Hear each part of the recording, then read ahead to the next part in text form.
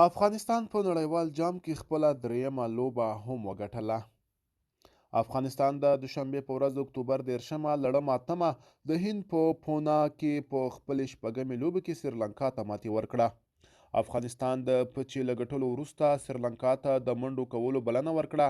سریلانکا د 9.3 اورونو کې افغانستان ته د 242 منډو هدف وټاکه. افغانستان دا هدف په 45م اور کې پوره او لوبه یې وګټله. دا په نړیوال جام کې د افغانستان دریم بری و. افغانستان تر دې دمه 6 لوبې کړې دي.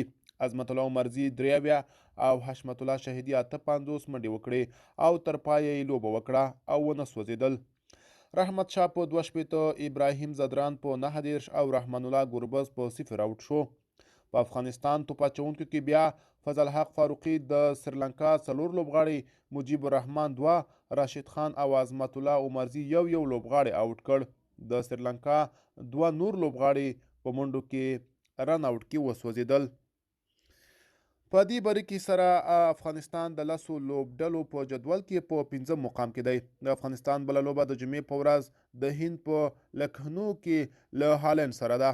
په نړیوال جام کې د افغانستان د بری او نورو لوبو په اړه دلته په تفصیل سره